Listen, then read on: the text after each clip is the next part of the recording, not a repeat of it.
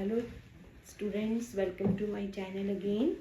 आज हम DOE annual practice paper 25-26 का सेक्शन बी करेंगे और उसका जो सेक्शन ए हम पहले कर चुके हैं, तो उसका 21st क्वेश्चन जो है वो क्या है, prove that line segment joining the point of contact of two parallel tangents of circle passes through the centre.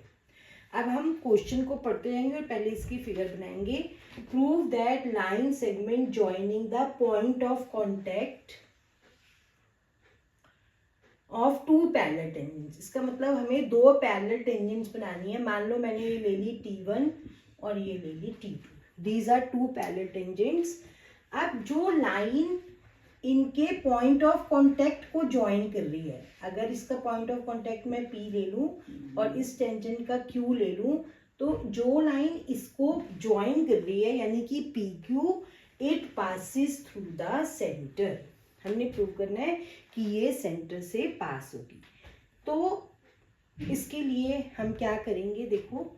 अब देखो, let O is centre of circle और आपको मालूम है सेंटर और पॉइंट ऑफ कांटेक्ट को ज्वाइन करने वाली रेडियस टेंजेंट के ऊपर क्या होती है, परपेंडिकुलर। तो इस OP is perpendicular to T1 since tangent is perpendicular to radius at point of contact. ठीक है। सिमिलरली OQ, अब इस टेंजेंट का पॉइंट ऑफ कांटेक्ट Q है और तो OQ is perpendicular to T2 with same reason. But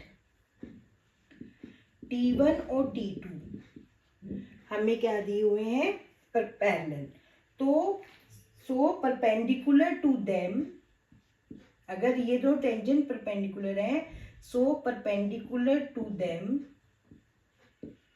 will also be parallel. That is, अब उनके ऊपर परपेंडिकुलर क्या है, OP और OQ को क्या होना चाहिए, पैरेलल होना चाहिए। But OP and OQ passes through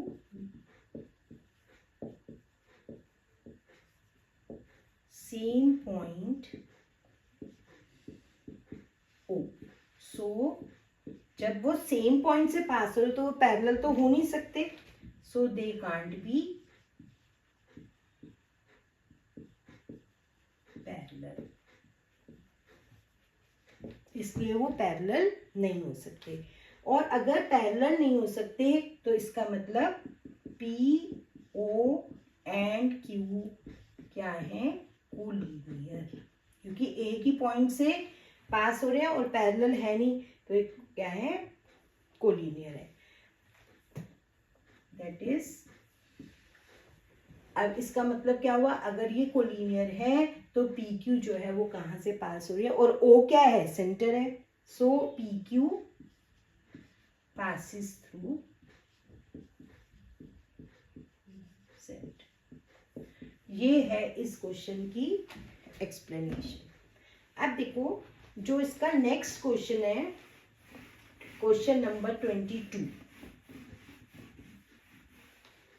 ये सेक्शन बी 2 मार्क्स का है। तो ये जो है 22nd क्वेश्चन जो है इसका, वो है find the value of y if, आपको y फाइंड करना है, if y sin 45 cos 45 is equal to tan square 45 minus cos square 30। ये क्वेश्चन बहुत इजी है, बट आपको ट्रिग्नोमेट्रिक टेबल बनानी आनी चाहिए या उसकी वैल्यूज आपको याद होनी चाहिए। अब तो आप इतनी प्रैक्टिस कर चुकी हैं, आपको याद हो गई होंगी। साइन 45 की वैल्यू 1/√2, कॉस 45 की 1/√2, tan 45 की 1 और cos 30 की √3/2। तो y by √2 into √2 is 2, 1 minus 3/4। पहले इसको माइनस कर लो, 4 1 जा 4 minus 3 1/4। y is equal to 2/4, तो y की वैल्यू क्या आ जाएगी 1/2। So this was question number 22. Now 23rd question is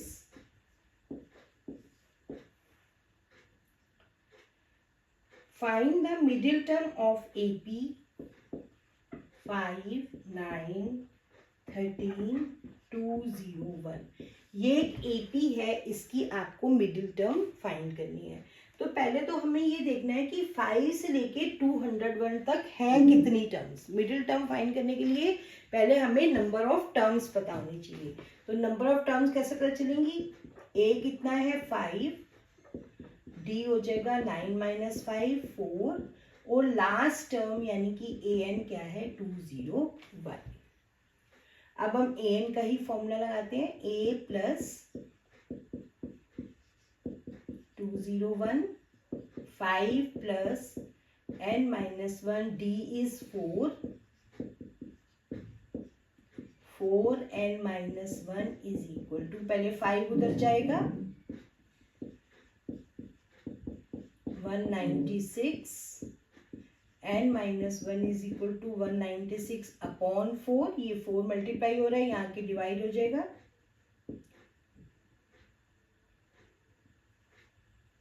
तो n क्या आ गया 49 प्लस 1 50। तो कितनी हो गई इसमें टर्म्स? 50 टर्म्स हो गई। तो इसकी मिडिल टर्म कैसे निकालेंगे हम? अब देखो, अगर ये 50 टर्म्स हैं तो हम मिडिल टर्म हमारी कैसे बनेगी? 48 टर्म्स इधर और पीछे से भी 24 टर्म्स इधर और 24 टर्म्स इधर। तो बीच में दो टर्म्स बच जाएंगी 25 एंड 26। तो जब n number of terms even होती हैं तो आपकी दो मिडिल टर्म्स बनती हैं। ठीक है, कैसे करेंगे? इसका एक तरीका ये भी है, जैसे 2 को 50 से डिवाइड, मिडिल टर्म के लिए हाफ करना है तो 25 होगा। तो एक तो वही वाली टर्म होगी और एक उससे नेक्स्ट टर्म होगी मिडिल टर्म। ठीक है, तो इसकी हमें क्या क्वेश्चन था?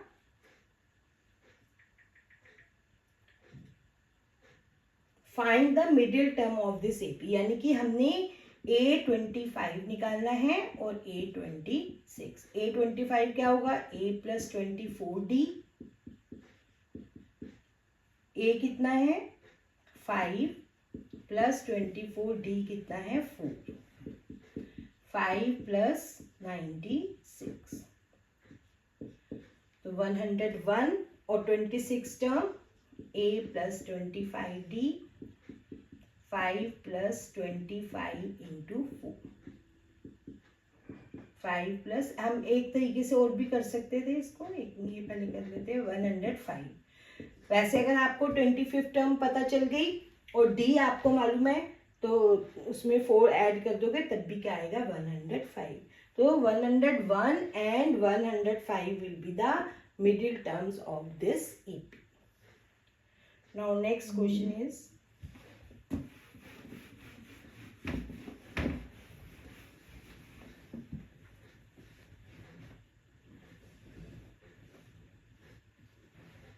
क्वेश्चन नंबर, अच्छा हाँ, इसके और में भी एक क्वेश्चन है। अब और वाला क्वेश्चन भी कर लो, जितने नंबर ऑफ क्वेश्चंस की प्रैक्टिस करोगे उतना अच्छा है। क्या है? How many multiple of 6 lie between 50 and 708 के बीच में कितने मल्टीपल्स ऑफ 6 हैं, ये आपको फाइंड करना है। तो 50, और पहले तो हम ये देखते हैं कि कौन कौन से होंगे। 50 के बाद जो अगला मल्टीपल ऑफ 6 होगा वो कौन सा होगा? पहला नंबर क्या आएगा? 54। 6 8 जा क्या होता है? 48। 48 हम, लेकिन हमने तो 50 के बाद वाला लेना है, तो 54 अगला क्या होगा 60। अब इससे पहले वाला हमने देखना है, 708 से पहले वाला वो नंबर जो 6 से डिवाइड हो जाए, तो कौन सा होगा। अब देखो 708 भी 6 से डिवाइड होता है, कैसे पता चला हमें, इसके पीछे 2 है तो ये 2 से तो डिवाइड होगा, और ये 8 and 7 15, तो ये 3 से भी डिवाइड होगा, तो जो नंबर 2 और 3 दोनों से डिवाइड होता है वो 6 का भी मल्टीपल होता है। लेकिन हमने इसके बिटवीन दिस एंड दिस लेना है, तो इससे पहले वाला इसमें से 6 माइनस कर दो, तो लास्ट टर्म क्या बनेगी 702। अब हमने देखना है कि ये कितने हैं। पहले हमने ये सोच के ये लिख लिया कि इस एपी की फर्स्ट टर्म क्या बनेगी और लास्ट टर्म क्या बनेगी। तो अब ये कितने हैं, a is equal to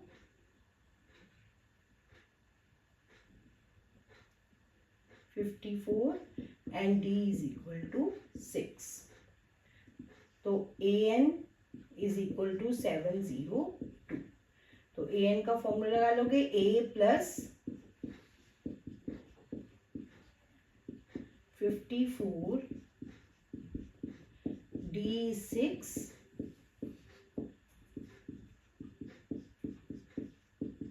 702 minus 54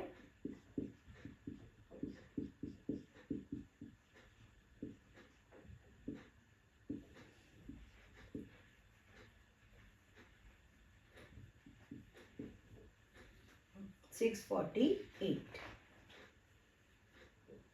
तो n minus 1 is equal to 648 divided by 6, 108, तो n is equal to 108 plus 1, 109। तो कितने मल्टीपल्स होंगे इनके बीच में, 109। Next question is,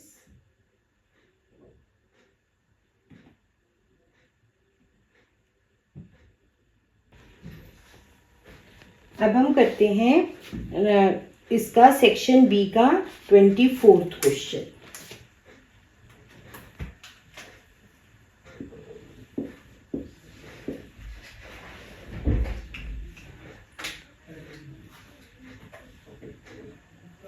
The length of minute hand of a clock is 6 centimeter.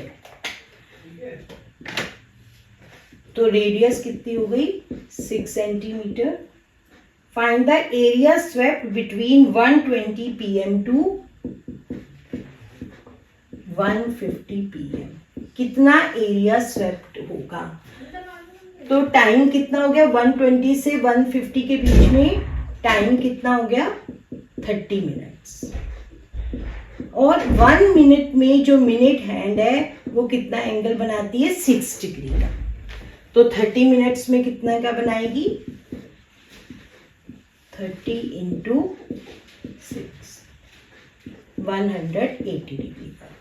अब area of sector क्या होता है, अब आपके पास रेडियस भी है और थीटा भी है, तो pi R square theta upon 180। Pi is 22/7, r is 6 into 6, theta is 180, sorry, pi r square theta upon 360।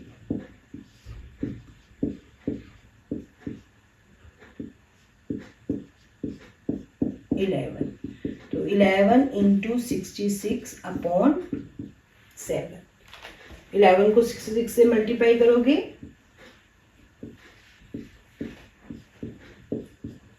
726 upon 7 square centimetre. तो ये था कि area swept by the minute hand between 120 to 150।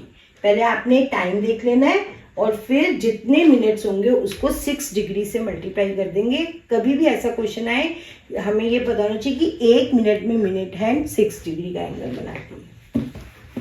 अब इसमें भी और का क्वेश्चन है, और find the area of, direct question है, find the area of sector with radius 6 centimetre, R is 6 centimetre and angle of the sector theta आपको given है 60 डिग्री। तो एरिया क्या होता है pi R square theta upon 360. Pi is 22/7, 6 into 6.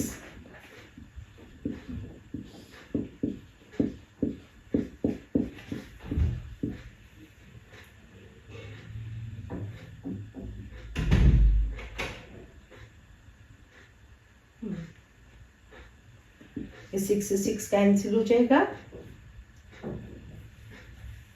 तो 132/7 square centimetre.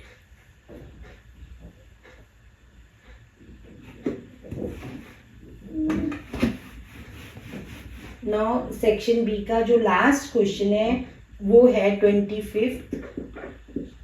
In triangle ABC right angle at C. तो हम कैसे फिगर बनाएंगे right angle at C. A B square right angle at C क्या गिवन है आपको a triangle ABC in which angle C is 90 and और एक चीज और गिवन है AB square is equal to 2AC square. आपको क्या प्रूव करना है to prove triangle ABC is isosceles.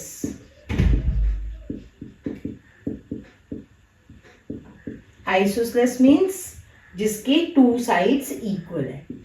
तो हमें प्रूव करना है कि AC is equal to BC. अब जब भी प्रूव करना है पहले देखो जो गिवन है उसको यूज करो. अगर ये एंगल C 90 का तो हम पाइथागोरस थ्योरम में अप्लाई कर सकते हैं. In triangle ABC angle C is 90. So by Pythagoras theorem hypotenuse क्या हो जाएगा AB square is equal to BC square plus AC square. But हमें AB स्क्वायर किसकी इक्वल गिवन है 2AC स्क्वायर. अब AB square is equal to 2AC square को हम लिख सकते हैं. अब AB स्क्वायर इसकी इक्वल भी है AB स्क्वायर इसकी इक्वल भी है. तो फ्रॉम 1 and 2 ये हमें गिवन है और ये पाइथागोरस थ्योरम से क्या लिख दोगे by Pythagoras theorem. From 1 and 2 क्या हो जाएगा